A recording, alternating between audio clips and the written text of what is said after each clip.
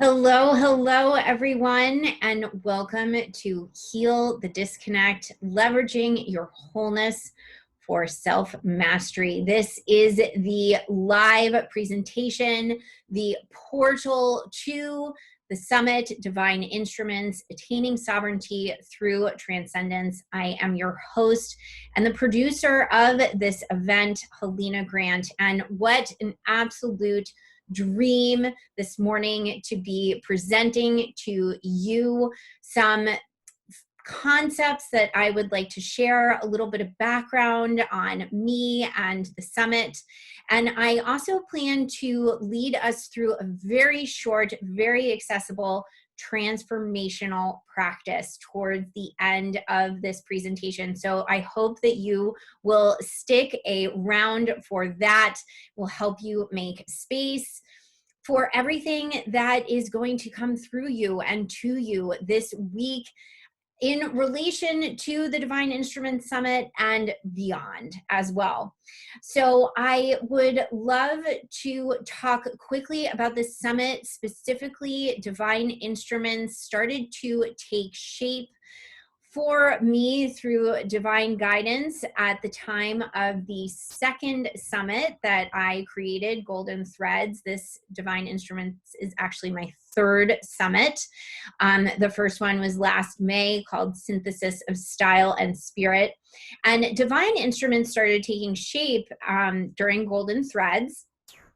And I really thought at first when I heard the name Divine Instruments that it meant that I was to focus on divinatory tools. And there are so many wonderful divinatory tools available to us. There are oracle cards, tarot, pendulums, astrology, nature, trees, synchronicities, dreams are one of my favorites. And so I started to explore that in the speakers that I brought together. And as this summit developed, as it came through me, as I was having these conversations, I realized that the divine instruments are us. It is us. It is our bodies, our minds, our spirits, our souls, our full selves, selves with a capital S. That is the divine instrument, the instrument of the divine, the way that inner divinity can express itself through us, through this beautiful incarnate human body that of course comes with some drawbacks, not gonna lie, but that more than the divinatory tools, that we are the divine instrument, and that the divinatory tools can help us access information that is programmed and highly intelligent and readily accessible to guide us towards our truth, towards our wholeness, towards delivering our gifts to the world. And those tools help us access our unconscious mind, which comes from such a deep place. It is inherited, it is developed. It comes from our ancestors. It comes from a collective place. Some of what we hold, some of our own information actually doesn't even necessarily belong to us, but it is ours to utilize, ours to be inspired by, ours to work with as instruments of the divine. So you will be experiencing so much incredible healing insight and wisdom from these speakers, many of whom are my own teachers, mentors, healers, people that I admire, people who influence me, people who inspire me. And so that is why you will find with each and every conversation that you experience, there is just so much thrill and excitement, because I feel so deeply honored to deliver this information to you in the format of this summit. So I'd like to invite you to, as always, check out the event schedule page. There's so much content in the next 5 days for you to experience. So just look at the speakers and their topics. See what speaks to you, see what ignites your interest, what inspires you, of course, what aligns with your schedule, and just try to make space for that. All of the interviews, the videos are available to watch for free for 48 hours after they air. So you do have some time to experience them if you can't watch them right as they become available. But it's such a wonderful way to gain incredible wisdom from people, teachers, wisdom keepers all over the world, just incredible visionaries. And I would like to invite you to, before I forget, to check out my speaker page. All the speakers, you'll access their interviews through their speaker pages, where you will also find their free gifts. And this summit is my free gift to the world. I'm also offering a webinar on June 3rd called Dreaming Yourself into Wholeness. Wholeness is a very big theme in my work as a transformational life coach. And also, you can enter a drawing for one of 3 radical approval activation sessions. You'll fill out a short survey, a short questionnaire, and be entered into a drawing for one of 3 of those. And there's so much that happens in those sessions. They will place you in a whole new position in your life. So I'd love to introduce myself a little bit more specifically. You're going to be experiencing my energy quite a bit this week. I am a transformational life coach. I love working with teachers, healers, and visionary entrepreneurs. I am a certified existential kink coach, as well as a registered 200-hour yoga teacher. I really take a vast interest in the concept of unifying the entire mind and body, unifying the unconscious and the conscious mind through whatever route that might take. And so existential kink has been an incredible process for me and in the lives of my clients, especially paired with yoga and pranayama. I'm also a logophile. I absolutely love words. That will be a part of the teaching segment of today's presentation. Etymology just really excites me and turns me on in amazing ways. I've also been an online entrepreneur since 2008. My arc of my professional career took me through quite a gamut of industries, from education to real estate to restaurants to fashion. And now I feel I have come full circle back to teaching, guiding one-to-one clients, as well as working with people in group formats to truly change their lives, bring their wholeness back online so that they can operate in the world with just total joy, total engagement, total excitement and presence, just letting creativity flow through them, really making a difference in the world because they are more able and ready to access and deliver their gifts with more clarity, confidence, and impact. And so that is a huge reason why I created this summit, to help you with all of that. I am also a mother to a beautiful young daughter. And I just love nature. I love to get out into the woods and hike and ski. I am absolutely identify as a multi-hyphenate, multi-passionate.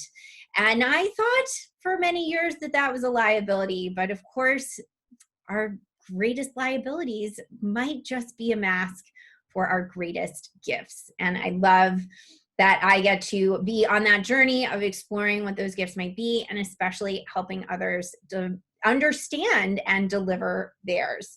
So I'd love to move into a little bit of a teaching segment here on this big term, the disconnect. And disconnect can mean so many things. It can mean incompleteness, out of touch with the self, the capital S. It can mean feeling incomplete, just not readily available for whatever might be happening, numb. This is a way that many people move through their lives. It is something that I experienced on a personal level most of my life, just feeling so disconnected from the internal landscape, so focused on the external world, focused on external validation, external solutions, that external reflection to give me the missing pieces that I felt on an internal plane, but didn't know where to find them, didn't know how to give them to myself. And a big part of this disconnection, ironically, paradoxically, comes from the fact that we are so connected on a very intellectual, information-based plane in our beautiful modern era of the internet, of speedy travel. But because we have that ability to information at our fingertips, just tapping with our opposable thumbs into the search bar, anything that we want to know, within a day we can be across the world. We have thus become deeply disconnected from ourselves, from our truths, from our power, from the unfathomable ability of an unseen force, a higher intelligence, the same influence that created the earth, that spins the stars, that guides the tides, the same divinity that created us. We've just become so disconnected from that is so within us, so readily available to us, seeking creation and expression through us. But it's deeply terrifying. And it's not a part of our modern science-based, logically focused society to tune into the unknown, the uncertain, the unseen, the unconscious. And that has resulted in this huge disconnect between our heads and our bodies. On a more subtle level, that is our upper chakras, throat, third eye, crown, these sort of spiritually based, logically minded, oriented chakras, disconnected from the body, the heart, the solar plexus, the sacral, and the root. And it leads to a lot of dis-ease, people feeling uneasy, uncertain, maybe anxious, maybe depressed, sick, and just lost. Oh, so lost, adrift. And when we move towards healing this disconnect, uniting the conscious mind and the unconscious mind, uniting the head and the body, the spirit and the soul, moving into a place of expressing ourselves from wholeness, from the guidance of that inner divinity, again, just there, tuned into our parasympathetic nervous system that creates our it's guiding our circulatory system, it's guiding our breath, the things, our heart rate, our heartbeat, the things that happen for us within our bodies that we have no influence over. We can change things, obviously, we can lower and raise our heart rates, but generally that sort of baseline aspect, that is the inner divinity that is just guiding all of it. So what we experience as out there in the world is also in here. We have the universe programmed into us. And when we disconnect from that, we are not whole. We are not whole. We feel uncertain. We feel full of self-doubt. We feel lost. We feel adrift. We might feel anxious and depressed. Again, something that I have a lot of personal experience with. And with our information age, this extraordinary moment in time where we have unbelievable developments in science, we really look for that trust of what we can see, touch, and feel, what we can quantify and qualify, what we can have direct and repeating results around. And you'll hear me speak a lot in the interviews this coming week about the concept that spirituality birthed science. So for us to think, and I think we're coming back again around to the fact that they can exist simultaneously. And I was raised a Catholic, beautiful education where they actually very progressively taught Big Bang and creationism simultaneously. There was no difference between the two, or at least I didn't draw a distinction between the two. But that spirituality and science can exist simultaneously. And we're seeing that more with the study of quantum physics, which interests me enormously. But it's, again, this concept of everything, our wholeness, our whole perspective coming back online and playing more of an active role in our delivery, in our incarnate, full spectrum human existence. So we really moved into this place of mistrust of anything that couldn't be proved by science. And our bodies became liabilities. Our bodies became these very, we wanted to understand. Science came about because we wanted to understand spirituality, what was happening in the external natural world, what was happening in our bodies. And so now in this place of disconnection, this place where a lot of people don't feel whole, our bodies become these liabilities, these rather than the instruments of the divine that they actually are. And as I said before, I really spent so much of my life feeling just deeply, deeply disconnected, not even realizing how disconnected I was, just so in my head, and really trying to deny, repress, set aside, get rid of aspects of myself that I just felt didn't align with my version of what it looked like to not just survive, but thrive. I unconsciously programmed myself at a very early age. Now I identify that I was feeling a lot of empathic tendencies, that I didn't know how to harness the power of them. As beautiful as my childhood was, as much as my parents loved me, they didn't have the tools to teach me how to really manage the depths of the emotions that I was feeling. So I really learned to swallow them, to move them through my body in a very somatic, physical way. That worked. It was a coping mechanism, but of course led to hugely detrimental physical experiences as I grew older and moved into my adult life in my 20s and 30s. A lot of IBS, a lot of physical symptoms, syndromes that had no real prognosis or diagnosis, just lots of headaches and sinus infections and stomach aches, and oh God, they didn't know what to do with me. So it was just lots of throwing medicine at the various issues, and then more medicine for what the issues the medicines were causing. So I was a walking pharmacy. And this is not to discount modern science at all, but there was a huge missing piece in my life, and that was this inner connection. I really operated that the solution and the answers existed outside of me. I just needed to find them. And it was a very ego-based approach, that it was all up to me and that I could make things happen. And we can make so much happen, but it's a co-creative process.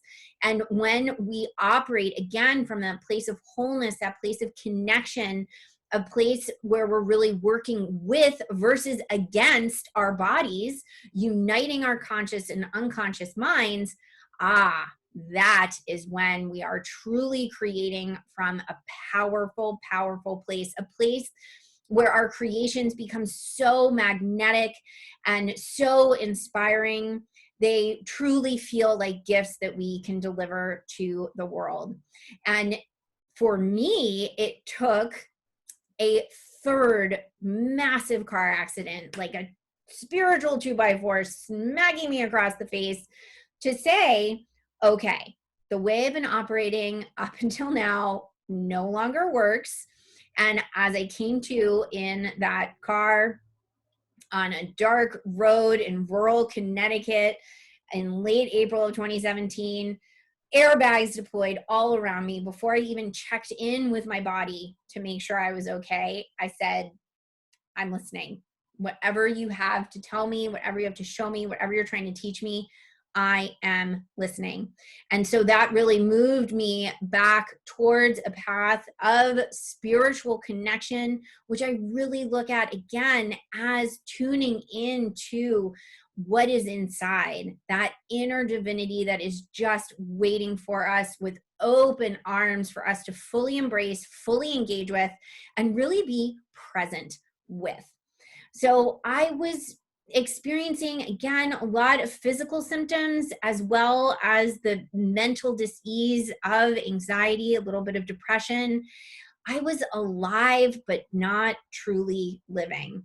And there was that very distinct moment. I can look back and say that's when everything changed. But of course, it is a journey towards wholeness. It is a journey of life, of that expression of the inner divinity.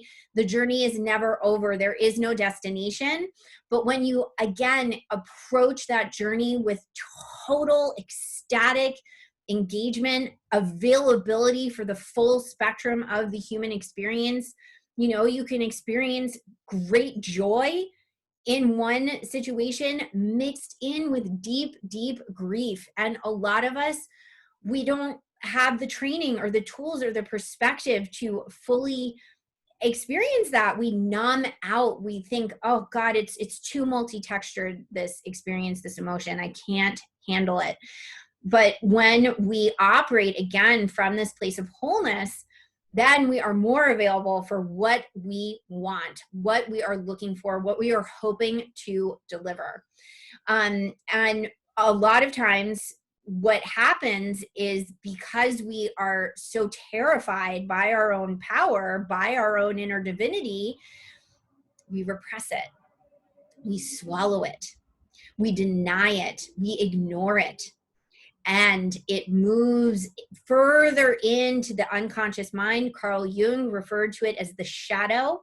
And when it moves into the shadow, because all of that is energy, all of those thoughts, all of those experiences, all of those creative projects waiting to happen, they are energy that moves into the unconscious mind, a deeply generative aspect of our psyche. And when it doesn't get love, acceptance, approval, and expression, comes out sideways. And that is what happened to me. It happens to a lot of empaths when we have that depth of emotion and the ability to tune in, the ability to so deeply experience life. Our gifts come out sideways, and it can be deeply painful for us. I feel that we are all here as healers. Our initial purpose is to heal ourselves, to heal our past, to heal into a place of wholeness, to move forward from wholeness with wholeness, expressing our wholeness so that we can be whole and that we can heal the world. Because the best way to heal the world is to start with ourselves. Start with what is inside. When we heal the internal landscape, it reflects outwards. It reflects outwards into the external world, onto the material plane, and then can get projected back towards us. We need other people. We need the external world as a way, a tool for us to access the even deeper depths of our power and our own inner divinity, to help us cultivate that relationship with ourselves as divine instruments of the divine spark that was there at the moment of your conception, the divine spark that initiated the electricity of your heart, that space within you that is seeking your love, acceptance, and approval, so that, again, you can operate from that wholeness. Our unconscious minds are these incredible aspects of ourselves that have so many gifts to give us. But again, with this very logical, science-based, some might say masculine, possibly toxic masculine approach to modern life, we've grown very mistrustful of that unconscious, that uncertain, that unknown, that darkness. But we can cast a new light on that. We can work with it in a new way and really access that intelligence that lives in the body, lives in the heart. The heart fuels the universe of your body. The heart is the throne of your divinity. Again, this very physical and yet subtle energy that is so electric. The seat of your soul, the crossroads of your being is all there in your heart. It's the machinations of synchronicity, all those moments where you're like, can't believe this is happening. Oh my goodness, how wonderful that I had this thought about this person and then they're calling me. Or how incredible that I had this vision of I wanted this plant and then here it is right here being given to me by someone. Those beautiful synchronicities where the soul of the world can speak to us through external manifestations, and the heart as well is the absolute core of desire. Now, desire comes up quite a lot throughout this week of this summit, Divine Instruments, and we often have sort of an aversion to this word desire. I think we think of it as a very sort of animalistic aspect. You have desire that leads to physical desire. And of course, there is that aspect of desire, but I'm talking about desire on a much broader, more, I had a release there, more metaphysical level. Desire that is put into you from the energy of the universe, the expression of the inner divinity. So when you break down the word desire, DESIRE, of the sire, of the father. So desire is directly delivered to you from God, the universe, higher power, universal intelligence, whatever term you might want to use.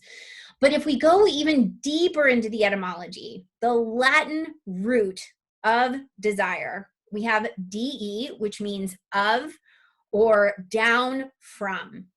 So de, of, down from, and then sidus, SIDUS, heavenly body. Sidus means heavenly body. So down from the heavenly body. And the Latin word desiderare, Latin, of course, this is an extinct language, so perhaps I'm pronouncing it wrong, but it means to await what the stars will bring. How beautiful. Await what the stars will bring. Well, I would like to introduce a new approach to awaiting what the stars will bring, that we want to actively await what the stars will bring, what the stars want to bring forth through us, to us, for us, as us. What actively await, meaning being in full presence and engagement with that incredible energy within you, and also taking inspired action to deliver it, to explore it, to cultivate it, to fulfill desire so that it can evolve, so that it can turn into something bigger and greater, even more beautiful, even more healing for you and the world, and to have patience in that process. Absolute presence, engagement, taking action, but with absolute patience. And when I say patience, it relates directly to the concept of surrender, which I talk a lot about in my teachings, both my one-to-one clients and my group programs. Surrender is the concept not of necessarily waving the white flag and giving up and lying down in the battlefield and saying, okay, I lost. No. This is a much more empowering form of surrender, meaning deliver up. To give ourselves not up, but give ourselves over. To surrender the how so that we can commit to the what. Now, a lot of people experience a huge block because they look at a desire that they have, and immediately the conscious, the logical, the ego mind steps in and says, well, how are you going to do that? How am I going to do that? How? And you can feel it. You can feel the constriction and the restriction in your body. Your body rejects the how. The unconscious mind rejects the how, because the how is not up to us. The what. We commit to the what. What can I do to attain this desire? What does it look like to fulfill this desire? What? We surrender the how, we commit to the what. And suddenly committing to the what brings the body back online, bypasses the ego, logical, very critical mind, and allows the wholeness to operate, allows us to access the inner divinity in a whole new way. So it really enables us to become more lucid in this waking dream of life existing on the material plane. Things move a little bit more slowly than they do while we're asleep, while we're dreaming, but we can become so fully engaged and present that we are even more lucid when we are awake. We can be more influential in our lives, more readily available for whatever experience might be presenting itself. And again, that concept of the full spectrum of human existence. It is a wild ride. It is a wild ride, but we can choose how we experience the pain, how we experience the joy, how we experience the pleasure, how we experience the grief. We can decide. We are the one animal on earth that has that capacity, not only to decide, but to envision and to imagine, to really be in a place of just letting all of ourselves come back online, to unify all of ourselves and operate from a place of wholeness, of certainty, of letting go of self-doubt, of moving into a place of confidence and clarity and total and complete connection. Connection to ourselves, which then extends outwards, connection to the world, connection to everyone around us, connection to our gifts and delivering them in a whole new way. So, so, so beautiful. Simple, not always easy. And a huge part of this has to do, again, with getting the body and the mind to operate together. We can do so much to understand something on a conscious, logical level. And I experienced this a lot with the resurgence of New Age thought when the law of attraction really started to become more influential in our vernacular. I totally understood it. I totally got it. I mean, I'm a smart person. Like, I get it, but it wasn't working. It was not working. So of course I discounted it, oh, they can't prove it works. This is anecdotal. And now coming back around, I realize the reason why it wasn't working is because my unconscious mind, my body, and my conscious mind, my brain and my head, were not working together. My body was completely rejecting all of the law of attraction, New Age thought. And it led to even greater, even more significant, even more pronounced disconnection. And so now I can operate with such a broader perspective, so much more availability to be engaged. And a lot of that has to do not just with uniting the unconscious and the conscious mind. A lot of my work and my own divination comes from dream work, nighttime dreams, as well as this daytime waking dream. But also also somatic processes. I love tools that utilize both the body and the mind. So I would love to move us into an emotional freedom technique practice. And I call it an EFT hack, because it's very accessible, it's very short, highly transformative. Now, I experienced EFT for the first time in probably about 2017. I was really starting to move into a place of exploring transformational practices, and I totally discounted it, as many people in the science world do, because they have studied emotional freedom technique, which is a form of psychological acupressure. And they just can't quantify or qualify why it works. They know that it works. They know that people experience benefits, but it's really working with very subtle energies. It's working with meridians in your body, these lines of energy that run through you. And it's really speaking to a very deep mammalian brain, an aspect of your brain that was involved in evolution from the reptilian brain, very small brain, to the mammalian brain. And the mammalian brain is at play in all of those moments where we feel we need to hide, where we feel we need to stay safe to survive, where we feel that we can't operate, deliver our gifts, express ourselves because we will be rejected. We feel that, rightly so, not long ago when we were monkeys, if you got rejected by the leader, if you had a different way of swinging from the trees, if you had a different way to hunt, if you wanted to experience the berry that was purple and not what everyone else was eating, the berry that was red, you would be rejected, you would be exiled. And if you lived independently, it meant death. So that brain is still a part of our highly evolved conscious minds and exists within us. So emotional freedom technique speaks to that brain and really, again, works with the mind and the body. And I love to lead a practice that helps release and then moves into a place of calling in. So a lot of us are seeking joy, freedom, empowerment, peace, certainty, fulfillment.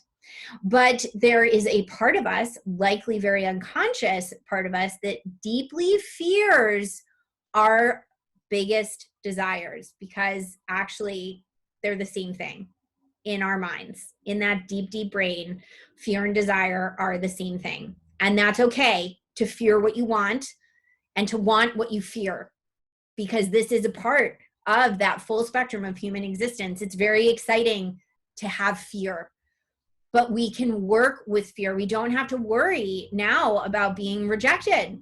I mean, we can worry about it, but if that is what's interfering, if that's what's blocking you, this fear of rejection, it really is something that exists up here, and something that runs contrary to what wants to come forth through your body, through your expression, through your creativity, through the delivery of your healing gifts.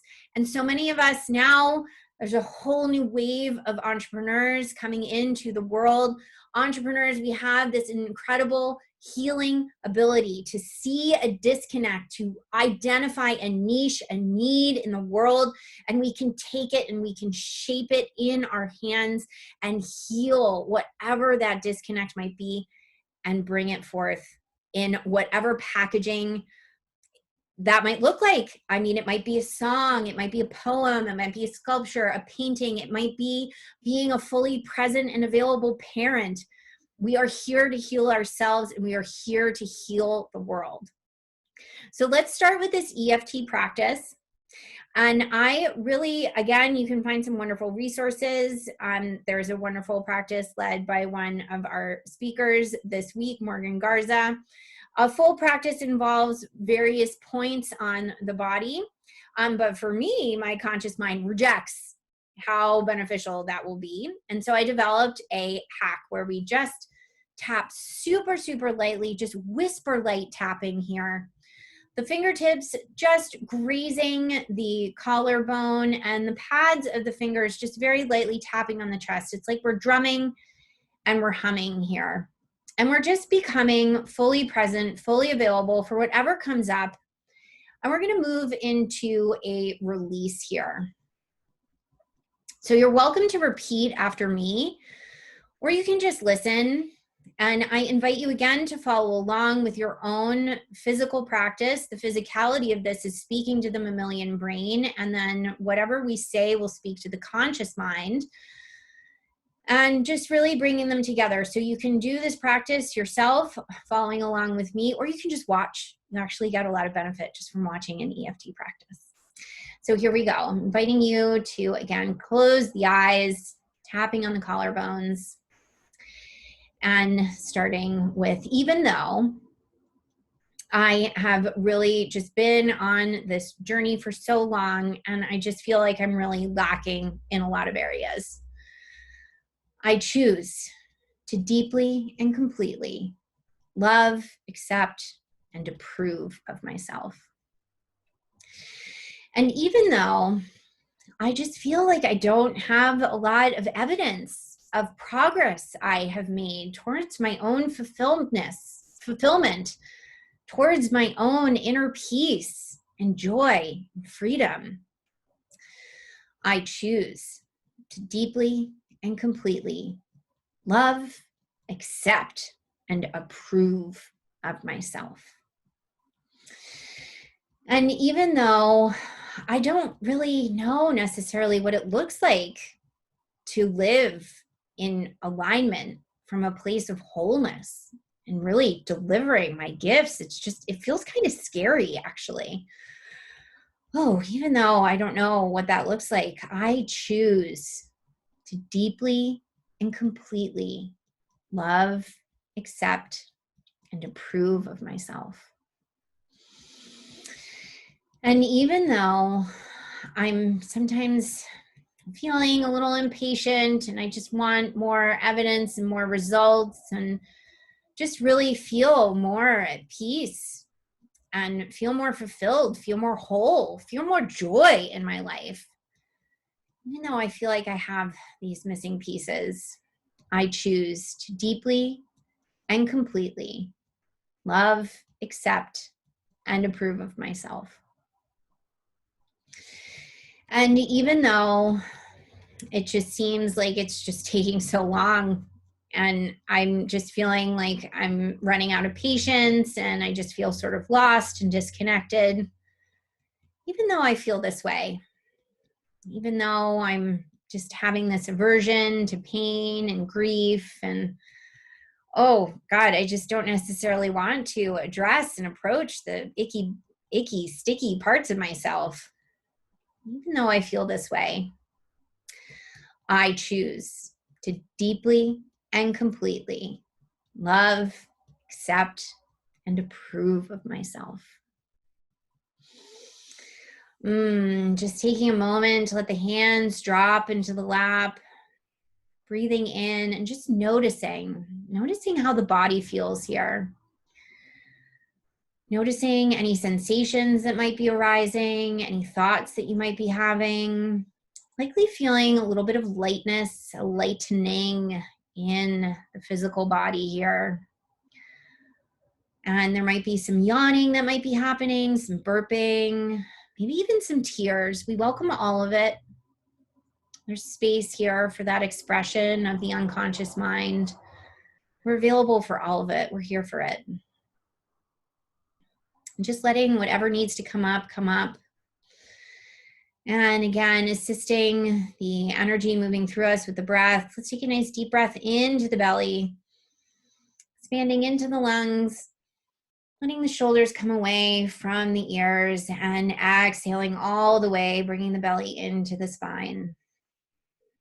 I invite you to open your eyes, take a sip of water. Water helps amplify the effects of the emotional freedom technique practice.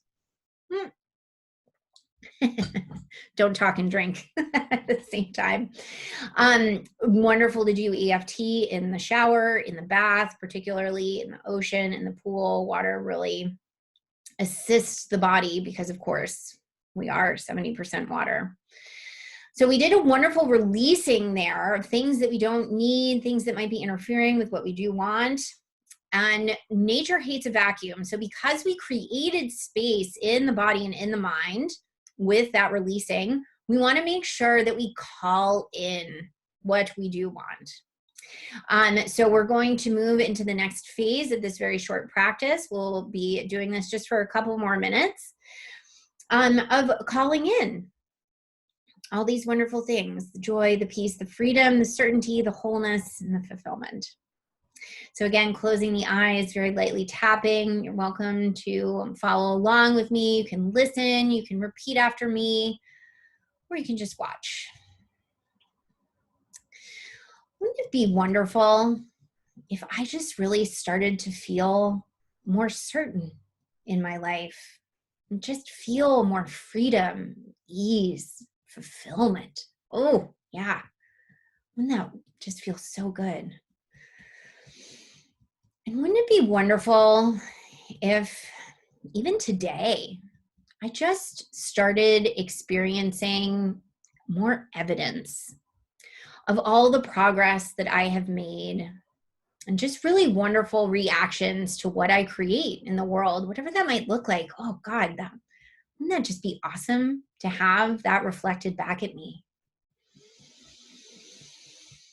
And wouldn't it just feel so good to just know that I am readily available to engage with and experience and actively be present for all the joy in my life? Wouldn't it just feel so good to just find that joy, to express that joy, to really live with joy as my baseline? Oh, yeah. Wouldn't that feel so good?